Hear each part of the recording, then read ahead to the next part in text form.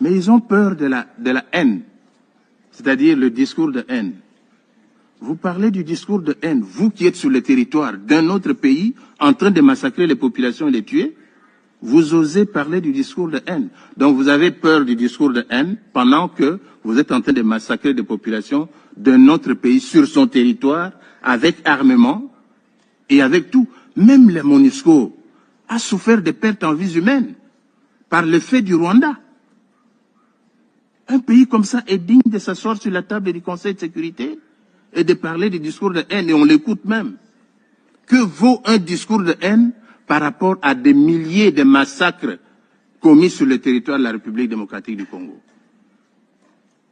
Que vaut un discours de haine par rapport à un génocide conduit par un pays membre de cette organisation? Monsieur le Président, il a parlé aussi des FDLR. Mais qui sont les FDLR? Ce sont des Rwandais. Organisez un dialogue inter-rwandais. Discutez entre vous. Vous n'avez même pas de démocratie chez vous. La démocratie n'existe pas au Rwanda. Tous les opposants rwandais sont en dehors du Rwanda. Quand ils sont à l'intérieur, ils sont tués et assassinés. Au Congo, nos opposants sont au Congo. Nous discutons. Nous avons la démocratie, même si on ne peut pas la comparer à la démocratie occidentale. Elle existe. Où est la démocratie au Rwanda? Où est la démocratie au Rwanda? Citez-moi un seul opposant rwandais qui existe au Rwanda. Ça n'existe pas. Alors venir débiter des choses du genre, voilà, discours de haine et tout consort, mais ça n'a pas de place ici.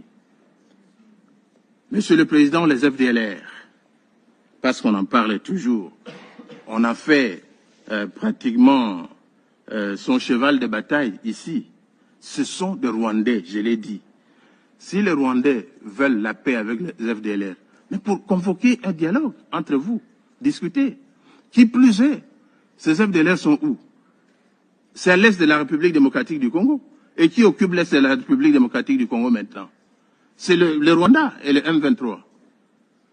Mais nous avons dit, nous contribuons au démantèlement des FDLR. C'est ça le sens de l'accord de Washington.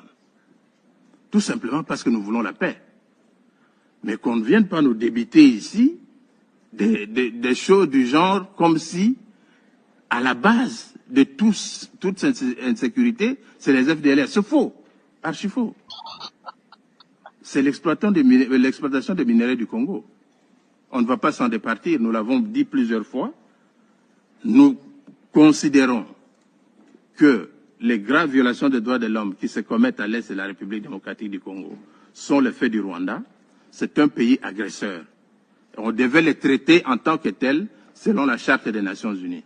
Nous sommes étonnés de constater que nous essayons toujours avec un agresseur qui vient avec des arguments, qui fait écouter même des arguments qui n'ont pas de valeur devant vous. Combien de fois parlera-t-on des FDLR? Combien de fois parlera-t-on du discours de haine? Et qui le dit? Un pays qui a envahi le territoire d'un autre. Est-il digne de le dire? Je m'arrête là. Merci, Monsieur le Président.